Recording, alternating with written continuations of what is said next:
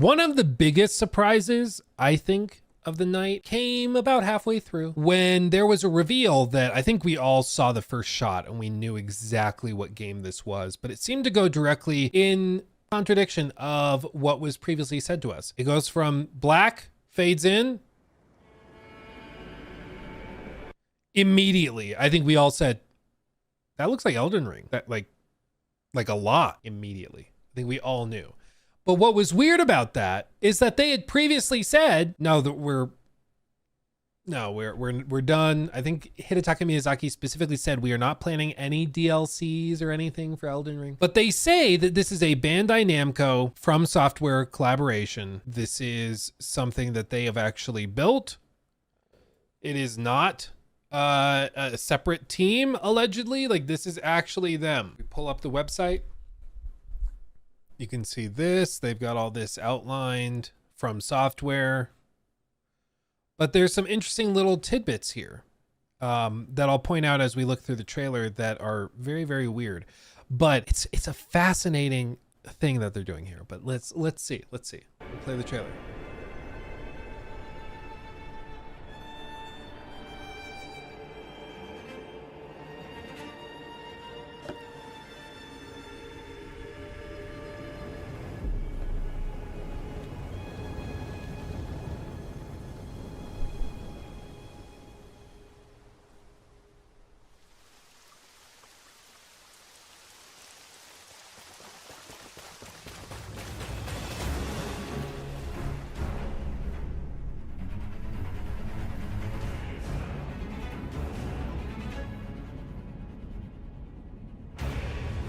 There's still question marks around this game, but this, I saw this and I was like, are they doing an Elden Ring like battle royale where the fog is closing in? I was like, what is this game? Because so far we'd only seen one character running. We'd only seen one set of feet.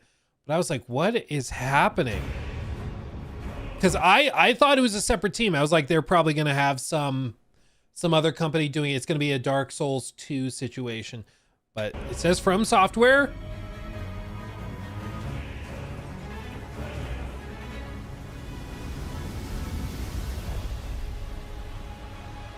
Okay. Seekers of redemption, you were chosen. And then a mount. Thrown together by forces beyond our control.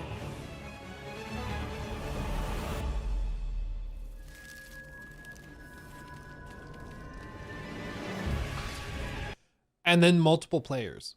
And then it was like, oh.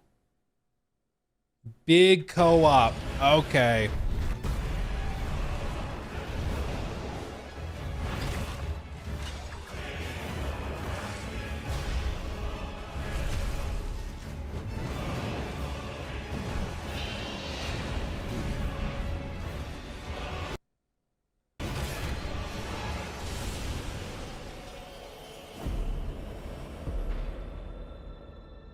Tragedy must be averted.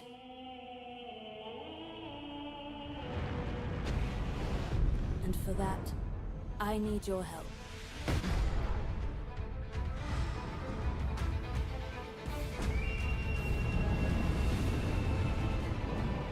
New vertical mount system. Climbing and free running, sort of. Nameless King? Isn't that his name? What? What? So here's at least what it seems to me. And if please, if I'm wrong, correct me, people in chat, because it looked earlier like we had Dancer of the Boreal Valley. Here we have Nameless King, like 1-to-1. It seems like this is now a co-op Elden Ring hybrid that has basically just copy and pasted bosses from Dark Souls 3 into this as well for, I guess, sort of a boss rush mode. Interestingly enough, Alfie says it's a roguelike. Yeah, so we'll, because I think, is that what's outlined on the full description? Nightreign is a standalone adventure within Elden Ring universe crafted to bring a new gaming experience. Okay. Join forces with other players to take on the creeping night and dangers featuring 3-player co-op. Become a hero, take command of uniquely skilled heroes each possessing their own abilities and distinct flair.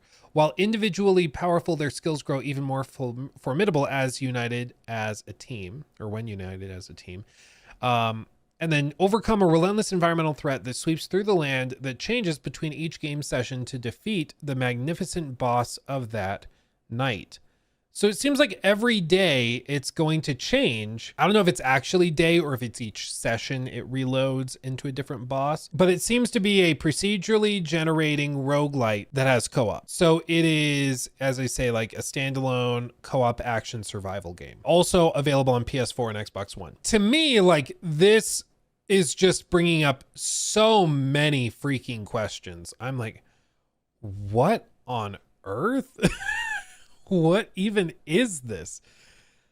Because like they also say uniquely skilled champions, which suggests that this isn't going to be like the RPG. You're not going to be building out your specific character or leveling them up or anything. You're selecting your character with their abilities and weapons and stuff going into it.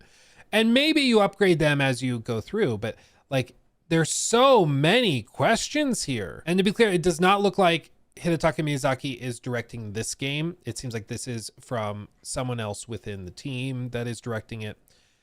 But like really bizarre. Just to finish it out.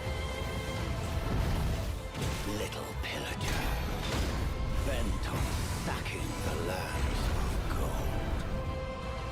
I will swat away any and all who dare approach.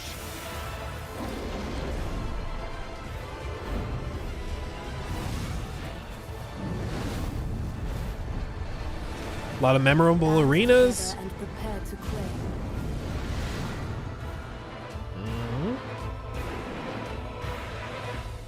The life of the Night Lord.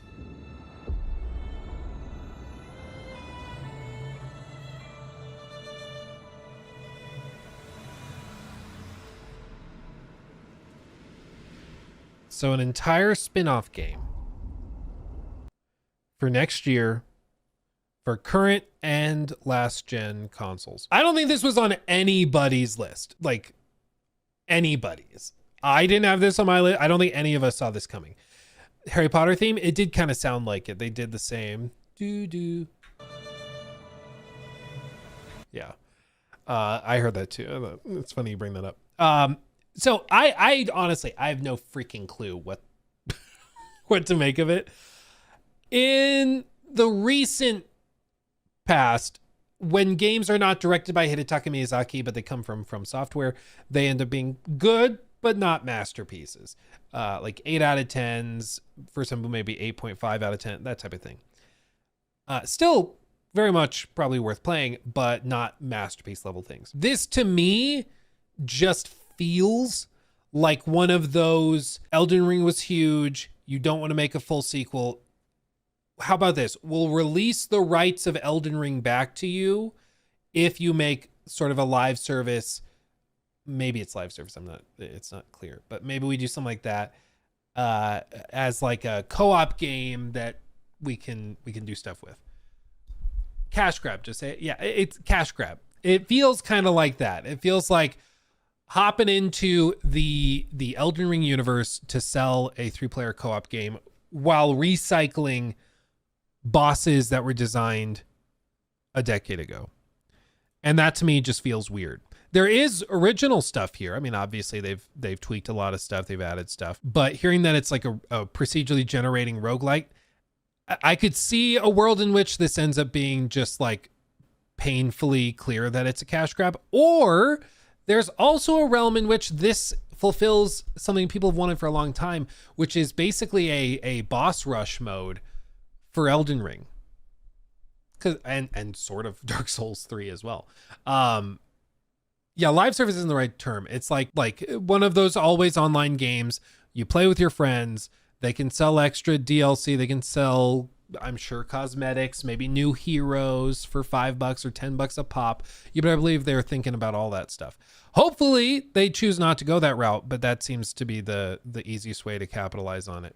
I hope they don't do that, but I wouldn't be surprised if they do. But for years and years, people have asked for basically a boss rush mode. People have modded it into these games because they just want to go through boss fights one after another. And this seems like it very well could be that. It's just procedural, and that's basically how they do it. It can be played solo. They confirmed it. That's also awesome. I like that. I think there's just a lot of question marks because it's so bizarre and so weird and nobody saw this coming. Especially after Hidetaka Miyazaki was like, no, we're not doing a DLC, also suggesting we're not going to do a spinoff, but this is a spinoff. So I think everybody is just genuinely surprised. It's really, really out of left field. I don't think anybody saw this coming. It could be amazing. It could be the boss rush mode that people have wanted for a long time with a unique flair of this roguelike system. And it's just an amazing time. And it ends up being one of the surprise, or maybe not so surprising, hits of next year that people just lose their lives to when it launches, playing with their friends and stuff. Or it could come out and it's like just a lazy asset flip to try and capitalize on Elden Ring hype even more. I don't know. What's frustrating is that it could go either way. You say IGN has a good look at the game. Let's see. From the discovery of sprawling subterranean otherworlds to the startling second phases that completely turn the tables in so many of its boss fights, 2022's Elden Ring was a mesmerizing action RPG adventure that surprised players at every turn. Oh, is it this guy again? He talks with the same cadence, and it sounds like Sunny V2 with everything he says. Like, same exact intonation with every single sentence. Now, more than 2 years later, it appears that developer From Software isn't done with pulling the rug out from under the feet of its fan base just yet. With the surprise reveal of Elden Ring Nightreign, a standalone co-op spin-off that takes the cautious dungeon crawls of Elden Ring and turbocharges them into propulsive slash and dash speedruns. Like, seriously, every sentence sounds exactly the same. And it's in all of his reviews. Every time I hear his voice, it's just that same Sunny V2 delivery. Not just because he's Australian. I think it's the pace and rhythm with which he speaks. It's just funny to me. Because not just with it's every single time.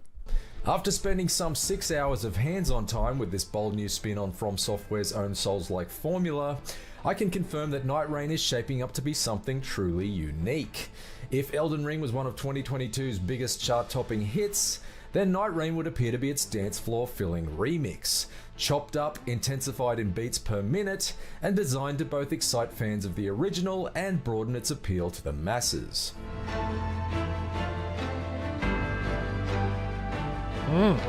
Now, unfortunately, because it was such an early build of the game that I played, I wasn't able to capture any footage, even though it was running great on PlayStation 5. So I apologize for the generic footage I'll be using here, and also for my generic face.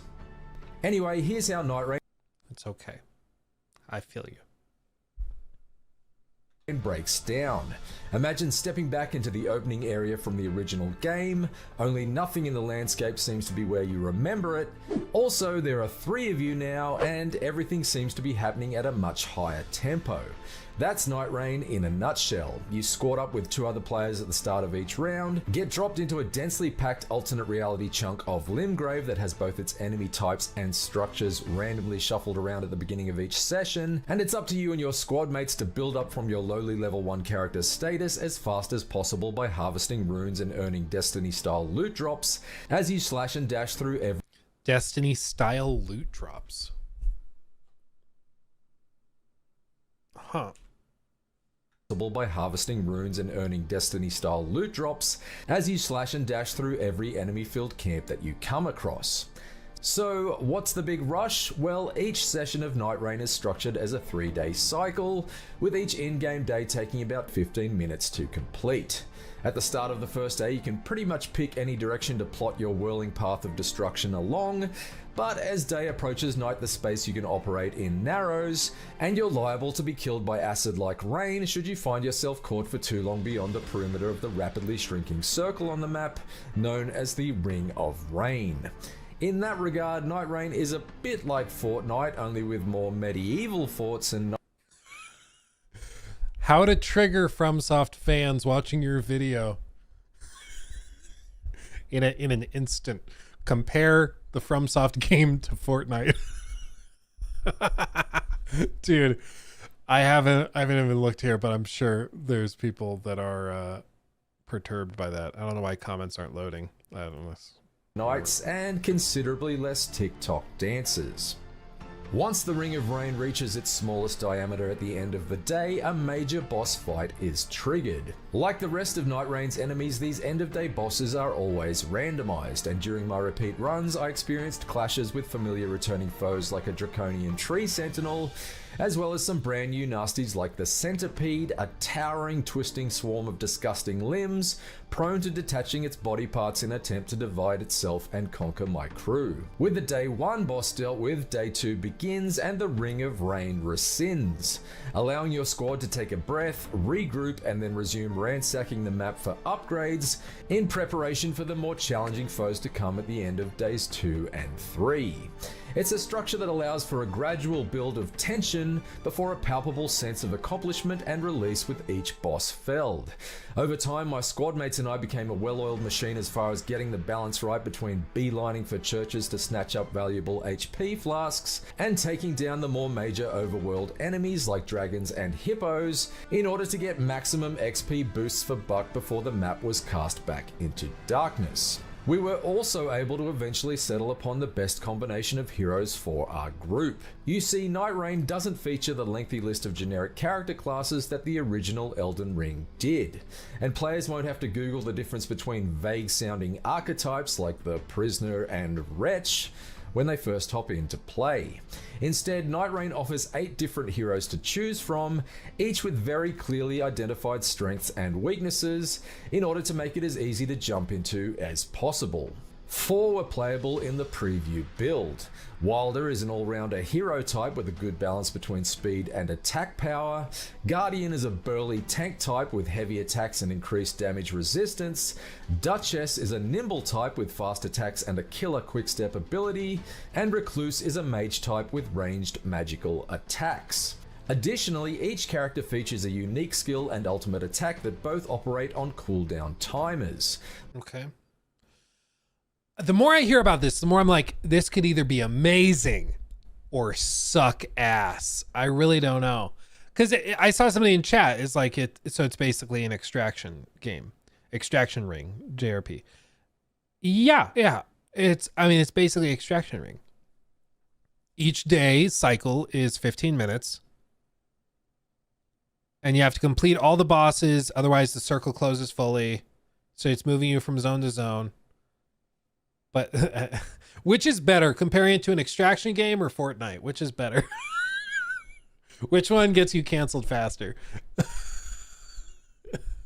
And then once you defeat all the bosses, then you can leave. But I guess you don't carry anything. So it's not an extraction game. I don't know what this is. That's my answer. I don't know what this is. It sounds like one of those projects that like somebody in the studio threw out. Like, yeah, sounds kind of cool. Can you build a prototype? They build a prototype. They're like, hey, this is kind of fun. Maybe we should make this whole thing. Maybe we should just do the whole thing. Compared to The Witcher 3.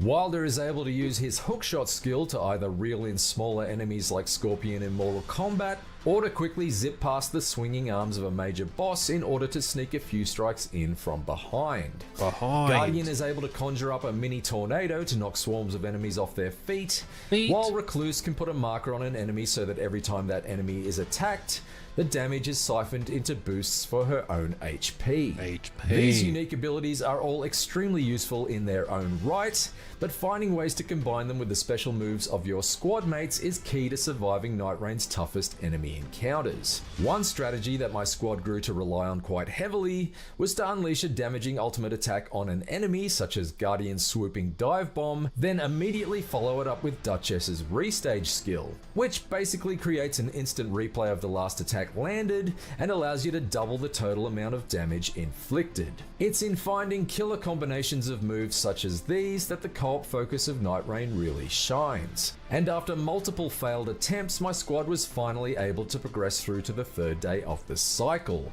which climaxed in a fight against a snarling, Cerberus-like beast called Gladius, which forced my team to coordinate and queue up skills and ultimate attacks with painstaking precision in order to overcome it. Gladius is just the first of 8 major bosses to take down in Nightreign, each with their own 3-day cycle leading up to them. So there's 8. I don't know why I expected there would just be more. But I guess there's 8, and then there's 3 bosses leading up to them. So there's actually more than it sounds like. But it doesn't sound like a lot. But it's 8 final bosses with 3 bosses leading up to them. So each of those 8 have 3 others. So, it's actually a good amount. It's what, 32 bosses totally? Or total? In addition to the randomization of enemy types and structures, further wrinkles will be introduced into each boss cycle, such as live volcanoes and forests full of rot, in an effort to prevent the landscape from ever growing too predictable. That's along with random events like meteor strikes. Well, 24 little guys, then so 24 minor bosses, and then 8 big bosses. So a total of 32 bosses. But there's 8 major quote-unquote bosses that end it, and then there's 3 minor bosses that lead up to the finals. So 32 bosses total.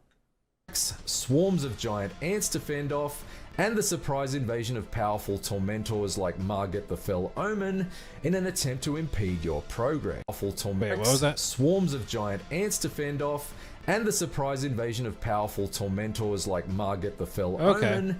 So then also invasions of other bosses, so there could be even more than that. Okay. In an attempt to impede your progress. In addition to the approachability of its roster of playable characters, Nightreign has polished up a lot of Elden Ring's more abrasive edges to make it a far more friction-free experience. Friction-free? Oh no. Oh no, it's dumbed down. Oh god. Oh god. Okay, real quick. All of my hardcore Elden Ring fans, and players, those of you who have put the 200, 300, 400, 500, 600 hours into Elden Ring, who have really gotten to know that game, what do you think of this? Because to me, like Take just said, so I put 400 hours into 3 characters in Elden Ring just to come and play set characters. F off. To me, what I hear, like, you are supposed to defeat a boss and explore the map within 15 minutes of a single day. So one day is 15 minutes. You go through 3 days, 15 minutes a piece, so 45 minutes. And then you have the big final end boss that capstones it. So each cycle should take you probably an hour-ish. But just to me, like thinking about difficulty levels in Elden Ring, like one boss could take you an hour if it's a really tough boss that you're learning the patterns to and all of that. But they're expecting you for the minor bosses to be able to get through the boss fight probably on your first try or second try, for the fights to be pretty short, and for you to be able to explore the levels during that time as well, and also encounter like invasion bosses that come in and mess with you as well. So it sounds like the whole thing is kind of compressed. So you play through it, bosses should have much lower HP. They probably don't hit quite as hard because you got to work through them faster. So to me, it really does sound like very much simplified Elden Ring. It's starting to sound much less like Elden Ring and much more like, well, a roguelike, much more like something else. Elden Ring in name only. I don't know. To me, it's feeling weird the more I find out about it. New stuff, just like PvP mode. I know the Dark Souls stuff won't disappear because of one spin-off mode. Yeah, to be clear, I don't think they're like canceling anything else. It's co-op Elden Ring. That alone is enough for me to be interested. That's the thing though, Brinley, is that it sounds like it's not co-op Elden Ring. It sounds like it's something different. Because Elden Ring would have you, like with the co-op mode, would have you building out your character, which would have you going and taking on very difficult boss fights that really push you. Like, but this sounds like it is much more streamlined, as he put it, friction free, which is the point, to be clear. But yeah, I don't think this is for the hardcore Elden Ring fans that like enjoy building out characters, experimenting with different loadouts, and trying really tough boss fights. It sounds like the whole thing is going to be streamlined a lot, but I mean, maybe it finds an entirely new audience. I'm not sure, but. A new wall jump move allows you to quickly hop up and over steep sections of the terrain, while the removal of any fall damage means you can lunge off cliffs or down dark holes without pausing to study your surroundings for safe platforms. You only need to walk near a site of grace to top up your health and flasks. And if you want to spend some... Oh, you just walk near it. Because they're trying to streamline it so much that you don't have to spend the time to sit.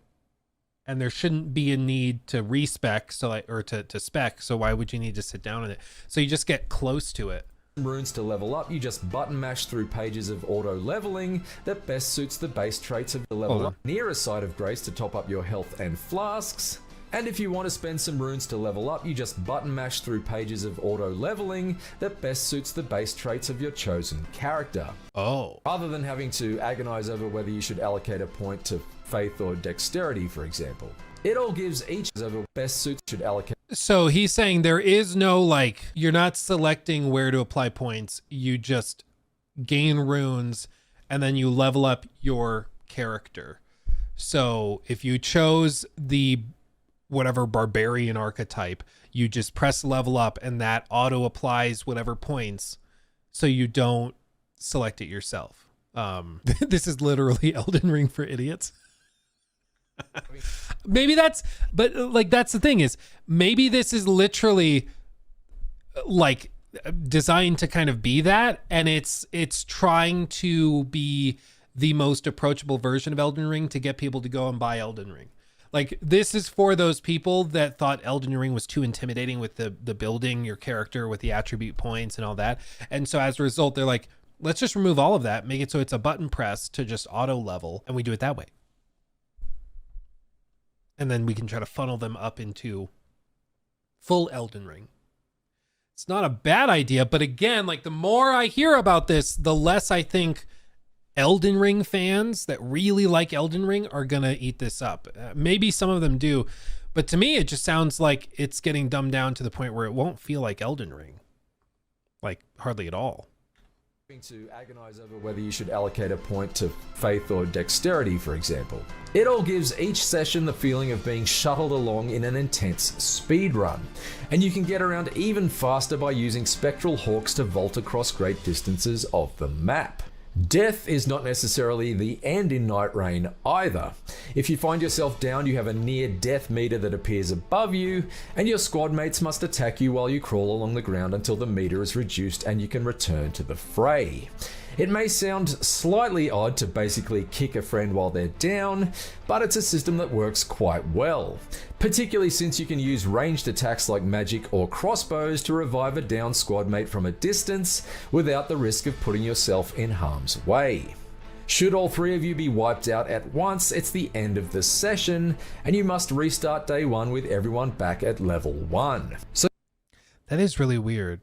So you get downed and then your team has to attack you to res you, which I guess makes sense if they want it to be like, hey, if you're playing, you're using magic, you're using ranged stuff, then it wouldn't make much sense to require you to get up on them because you're just going to die. Like, if you're the last guy standing and you're using ranged abilities, you're not going to be able to res your team. So it does equalize it across the board because the close range fighters will be able to get close range too, and the boss long range can still be helpful in rezzing. So I think that works fine. So you need to stay on your toes in order to keep the rest of your squad on their feet whenever possible. While there's no doubt that elements of it are inspired by the likes of Destiny and Diablo 4, it needs to be said that Elden Ring Nightreign is not a live service game. Once you buy it, you get access to the complete package, and there are no battle passes or microtransactions to contend with. It can also be played in single player should you wish to stay offline, with enemy health pools that scale down so that it's not too overwhelming for solo players. Although, curiously, there are currently no plans to allow players to play in pairs. As someone... That's odd.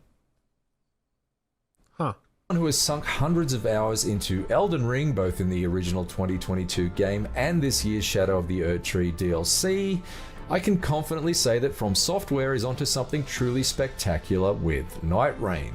Cutting throats at breakneck speed with a pair of friends in tow has been a consistently exhilarating experience so far, and especially gratifying when you work together to topple its toughest bosses using each character's special abilities in tandem. Assuming the developers can throw enough randomized elements to keep each 3-day assault feeling fresh, then Elden Ring Nightreign could well provide an exciting change of pace for existing fans and an enticingly accessible entry point for newcomers when it launches sometime in 2025. So, what do you think? Are you... Yeah, you can play as 3, but they say that there's no plans for duos. I wonder why. Is it that hard to just make a separate stat for health for the boss? I don't know why duos would be problematic for them. Probably has to do with connectivity. But what's the like, if you can connect 3 players to a session, what's the problem with adding 2 players? I feel like I'm missing something. I don't know. That's weird. It's very interesting. Again, it's like, it's probably the most surprising game that was revealed at least for me, at the Game Awards. I know there were some that were like totally out of left field for some people, but honestly, like, it's the game is not just surprising, but it's also very, very different than what I think anybody really expected the next Elden Ring thing to be. It's really, really different. After watching that, finding out more about it, kind of like I said, I could see this being either totally awesome, and it's like the surprise Helldivers hit that's a total blast and is super, super cool, and people were like, oh, maybe it's gonna be good, and it ends up just being amazing. Or it's one of those things that you play for 10 hours and you're just done because you're like, I've seen everything, I'm good. I really don't know. What I'd be interested in, what I would be interested in is how like hardcore Elden Ring players feel about it. Because to me, it seems that if you are somebody that loves the character customization and the slower pace of combat, the tougher bosses and stuff that take you 10-20 minutes to fight, or even an hour or 2 as you're bashing your head against the wall trying to overcome them, it seems like this is designed to carry you forward faster. Like, it's designed to remove a lot of that.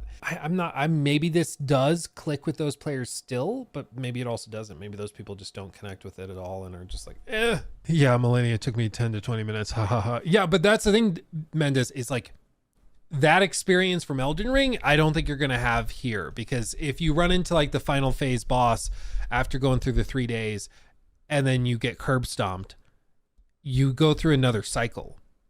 So you can't just hit your head against that boss. Like, you're going to go through another 3-day cycle, maybe get one more chance at them. And then if they curb stomp you again, you're just like, you're screwed and you got to try again, but you might not get them in the next cycle because it's randomized. So it maybe that's part of it. Maybe the final boss is so difficult. That's what keeps you playing over and over and over again, is that just by the time you hit the final boss, you get one whack at it, and then you might not get another attempt for another 8 hours of gameplay by the time it cycles through the others. But that to me also doesn't, like, that sounds very frustrating if bosses are that difficult that you need to practice against them and learn their movesets or learn their abilities, but you'd have to cycle through the other versions to get there. Apparently there's a beta in February. That's a good idea.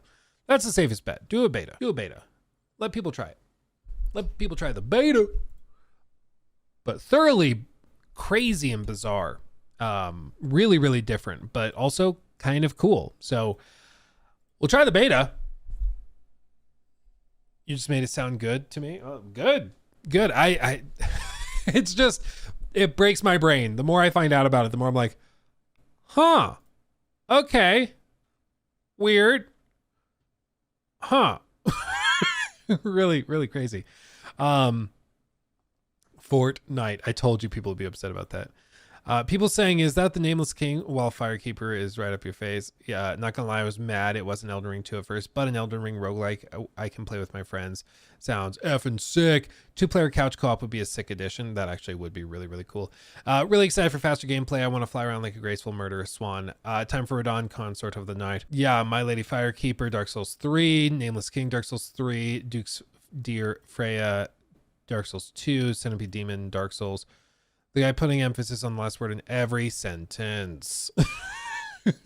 I'm glad that I'm not the only one that noticed it. Yeah, it's really, really interesting. So I don't know. Figure that one out. Breaks my brain. He took my thing.